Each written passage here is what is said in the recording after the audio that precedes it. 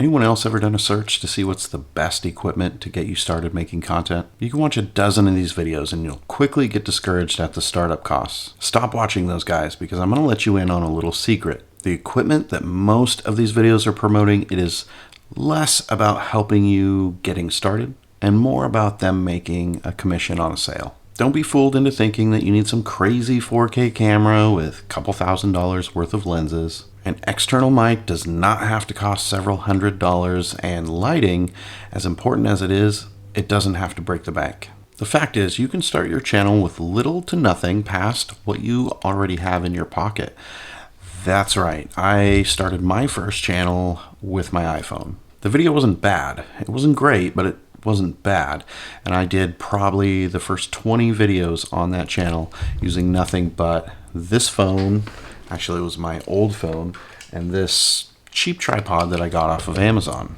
You know what though? I still managed to gain subscribers even though all I was using was my cell phone and a cheap tripod. Not only was I using just the equipment I had, but I also didn't have any experience in anything remotely usable in helping me learn how to do any of this. If I scroll back and I watch my old content through to my new content, I can actually see and hear all of the changes that I was making each and every time I made a new video. That first clip-on lapel mic, it was garbage. It sounded worse than using the mic on my iPhone. The second mic that I bought, it wasn't much better. Then I got my first camera, this Nikon D5600. I filmed about 50 videos with this thing before I ended up upgrading into something newer and better. I set myself up early on with affiliate marketing so that I would have some sort of cash flow coming in while I was trying to build my channel up to meet the standards that YouTube requires in order for monetization. Every dollar that I made with the affiliate marketing money got reinvested into equipment and gear for my videos. One of the best purchases that I made was this shotgun mic. I'll leave an affiliate link for this down below. This one is the Movo VXR10 and it costs less than $50. I picked this mic up because I've been through, 3, maybe 4 lapel mics, and each of them really just sounded awful, and the comments that people were leaving were seriously brutal. Be prepared for that. For some reason, when people critique your work, they're going to be as harsh as humanly possible. Now, I've used this $50 shotgun mic since I bought that Nikon camera, and the audio quality is actually a lot better than you would think, especially for it only being 50 bucks. I only recently upgraded to this $300 Rode microphone, but that was more a decision that was made based on tax advice from my accountant than anything else. I actually have 3 of these shotgun mics. One is attached up here full-time in the studio. I have another one that's set up to use on my action camera, and then I have another one that's set up for use for this camera when I'm out on the go. Now, because I did spend the big bucks on this mic, I do normally use this one, and I have switched back to the Movo microphone just for this video so that you can see what the audio quality is like. One of the advantages to this Rode microphone is that it cuts out a lot of background noise. Currently, the TV in the living room is going, the volume's up kind of loud. Also, yep, my neighbor 2 houses down that way is mowing their lawn. Let's see if that picks up. Yeah, probably does. And I'm not going to apologize for it. It's a great example of the difference in sound quality between a $300 and $50 microphone. Now, just because the neighbor mowing their lawn is coming through my audio right now doesn't necessarily mean that this $50 microphone isn't good. It just means that I have to be a little bit more selective on my timing as far as when I do and don't record here in the office. Again, you seriously don't need to spend this kind of money to get started. You can spend $50 and do pretty well. Another option for your audio is to go wireless. Right now I'm wearing the wireless lapel mic from Movo. You go ahead and decide if the audio is better or worse. That's up to you. This setup is great for those times where you're going to be further away from the camera, but you still want nice, clear audio. This is something that I like using if I'm outdoors and there's a lot of ambient sound. Instead of all of that sound that's going on around me being picked up, it's just the lapel mic picking up my voice. Now, the shotgun mic, it's not horrible in those situations, but because you're further away from the actual microphone, you're still going to pick up a lot of background noise. Your audio levels are also going to be much lower because you're so much further away from the microphone itself. The other thing I like about the wireless setup is no wires. I'm not tied to my phone or my camera, whatever I'm recording with, by a wire. I can go ahead and I can move back, I can move forwards, I can be over there in that part of the room. It doesn't matter how far away from the camera it is, I'm still getting good quality audio. I think this one is rated for 50 feet distance. But Movo does make several different models depending on how much distance that you actually need. They have another one where it has 2 transmitters so that you can go ahead and record the audio from 2 people at the same time. Good quality audio does really make a difference. It can make or break your video. And if you really think that you need better quality audio, I would highly suggest looking into the offerings from Movo. I've bought I don't know how many different microphones, and so far as the pricing goes, I'm really surprised at how well Movo products do versus the more expensive counterparts. All right, so I've switched back to the Rode microphone up above.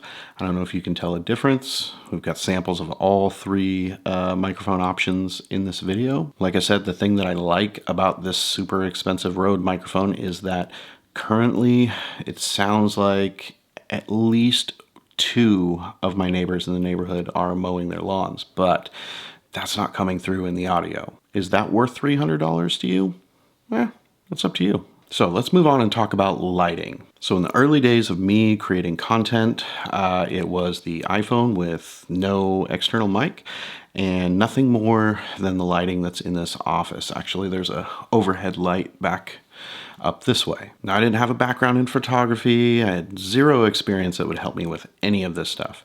At the time, I was filming my videos at the desk that's over on this side, and because of where the light is stationed, I kept having to readjust my chair in every video to try to get the best lighting situation possible. At a certain point, I realized that, you know what, I really just have to bite the bullet and spend a little money on lighting. Now, lighting is going to be a lot of trial and error. See, I have 3 windows over on this side of the office with the natural light coming through. Currently, I have those cardboarded off, so I have no natural light coming in.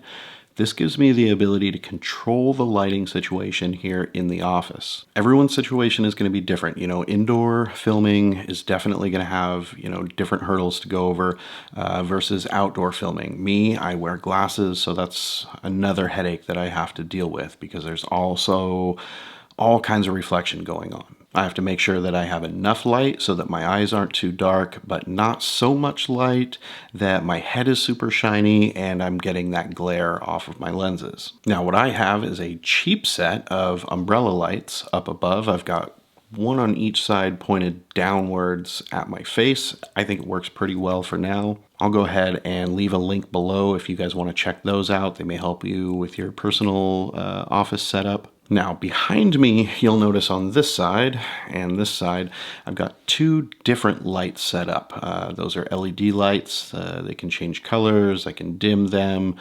They're great. They also cost me $300, and when I installed them up here to replace the umbrella lights, as it turned out, they don't do as good of a job at lighting me as the umbrella lights do. So I stick with the trusty old umbrella lights up above. I use these lights back here for lighting up products when I'm doing product reviews, close-ups. If I'm doing something where I'm in a different situation other than at my desk, those lights really do come in handy. It's funny how it works though, because I spend $300 on a new set of lights and I'm thinking, this is going to be the best thing out there for me. And then after installing them and using them, I go back to my $60 umbrella lights. That's kind of the point of today's video, is you can start with what you have and you don't have to spend a crap ton of money to get the equipment that you need to get those upgrades. Personally, I really like the umbrella lights. They give a great soft light. The real downfall to them is they take up a lot of space. I feel pretty closed in here at my desk with the umbrella lights. Now, the big advantage to the umbrella lights is they do soften the light, but also they spread the light out in the room so that it's not like I'm sitting under a spotlight. They're actually lighting up the room as well as me at the same time. With the umbrella lights, I can go ahead and reposition the umbrella to the bulb, either closer to get less diffusion or further away to get more diffusion. It's going to soften that light up so that I'm getting less glare on my head and in my glasses. Keep that in mind when you're looking at lights. Diffusion, diffusion, diffusion. Now these ones back here, they did come with a diffuser on there. The problem is though, is that diffusing panel is only so far away from the light. It cannot be adjusted. It is where it is. Now I can adjust the brightness of the LEDs on those lights, but I cannot seem to get them dialed in to give me exactly the lighting conditions that I'm looking for here in my office. Again, upgrades are all trial and error. Now, if you were to ask me what 2 upgrades to invest in first as a small YouTuber, my advice would be first audio, second lighting. Preferably audio and lighting at the same time before a camera. Always before a camera. If you're using your phone, stick to your phone, upgrade your audio and lighting before you deal with a camera. This, of course, is going to depend on your individual situation. What your content is going to dictate whether or not a camera upgrade is really going to be worth it. I personally review all of my content. When I'm done editing, the first thing I do is watch it from beginning to end, and I really pick it apart, and I look for things like lighting and audio and picture quality, and I take notes on what I can do better in the next video.